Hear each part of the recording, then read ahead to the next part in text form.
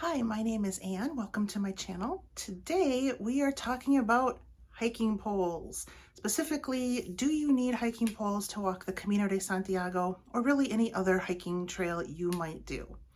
For me, the answer to that question is a resounding yes. I am fairly confident that I could not have successfully completed my Camino without my hiking poles. They really did help me out in a lot of ways I'm going to talk about.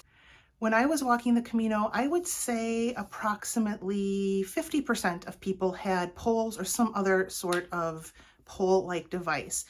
A lot of people had two poles. Some people just had one pole. Other people had more like a staff or a stick that they would use.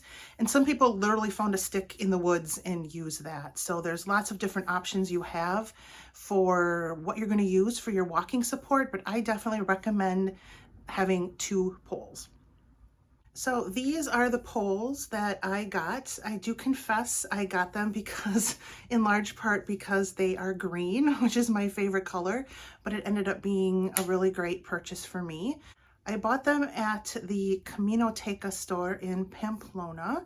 I didn't want to bring any with me just because of the regulations regarding bringing them on a plane, so I just didn't want to have any issues with that. So I chose to purchase them when I got to Spain.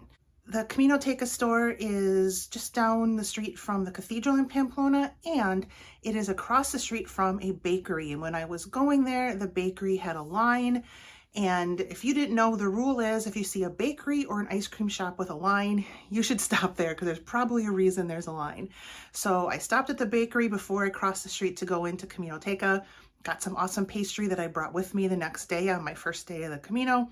It was a great choice. They were 25 euros a piece, and I did pay for the rubber tips. These were maybe 5 euros a piece. They weren't a lot. This was the nicer of the two tips. There were two styles of tips that they had. These, she said, would last me the entire Camino, and they did, and they're still in pretty decent shape. I could probably use them for a little bit longer. The other ones that were cheaper, she said you would likely have to repurchase. So I figured I'll spend a little more and only have to get them once, and I was really happy with that. Oh, a few features of my poles. I did want cork handles, so I'm glad I got those. I'm really not fluent on what the benefit of them is, but I believe it's just they absorb sweat better and don't get too slippery. I really like them. They're super comfortable. These are a twist to adjust. So you twist it and then pull it out, in and out, and then you lock it in. There were other poles that had like a flip lock that you could use to lock it, and then others come apart and fold down. I think they're called Z poles because they fold down into like a Z pattern to make them pretty small. One thing you'll want to do when you get poles, if you've never used them before, is ask the person at the store how to adjust them for your height. So the poles adjust by length, and then you'll want to adjust the strap too so that your hand fits through it.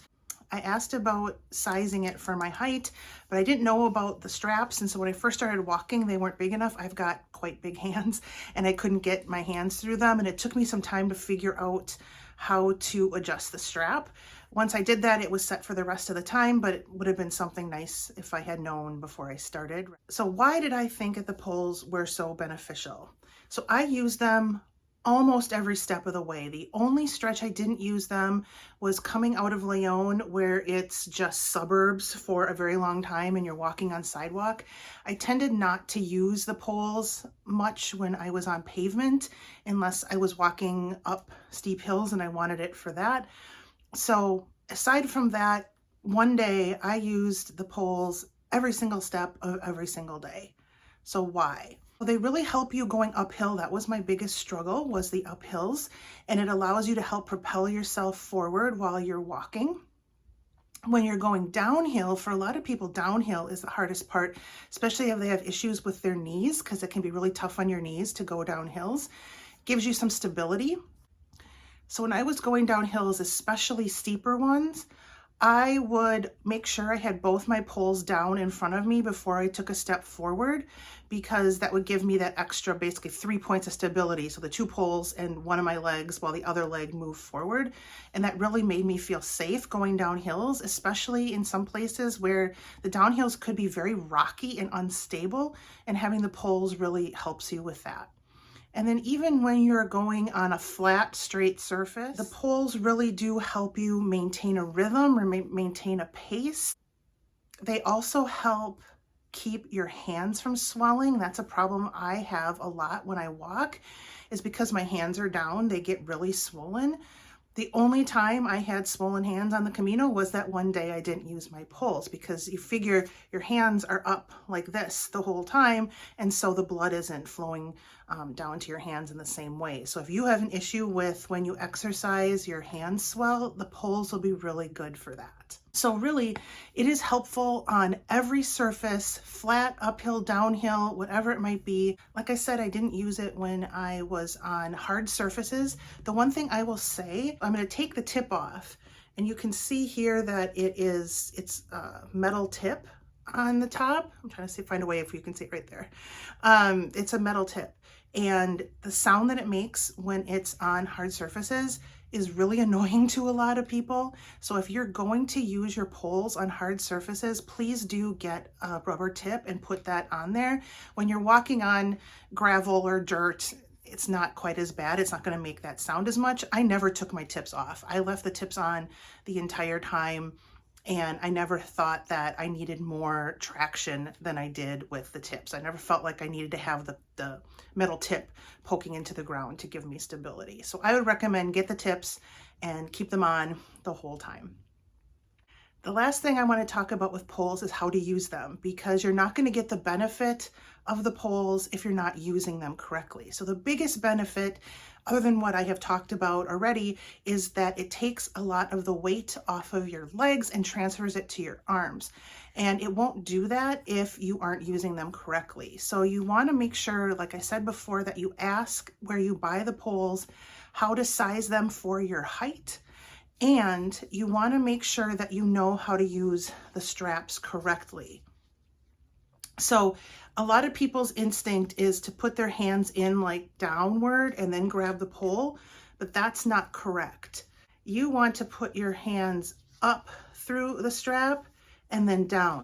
But the reason you want it like this is if you fall and you drop the pole as you're falling, it's going to come straight down like that, and it's not going to be as dangerous. If you are holding it like this and you drop it, it could take your thumb with it if you are falling. So make sure that you know how to use the straps, that it's at the right height for your height, and that you are walking correctly. So the way I learned to walk with them is I watched a couple of YouTube videos. There's all kinds of them out there, and I watched how to walk with them. It's really a very natural walking pattern once you get started. It looks a little goofy because it kind of looks like you're planting the poles behind you, and you're really not, but it just kind of feels funny that way, and it looks funny when you're seeing it for the first time. But you want to make sure that you're doing that. They shouldn't really be out in front of you pulling this way.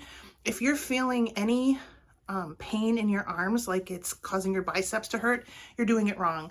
It really should not cause you any pain in your arms or stress in your arm. You definitely want to make sure you're using them correctly to get the full benefit. Hopefully that gave you some good information on using poles and whether you think poles are for you the next time you go out on a hike. Thank you so much for watching this video. We'll see you in the next one. Bye.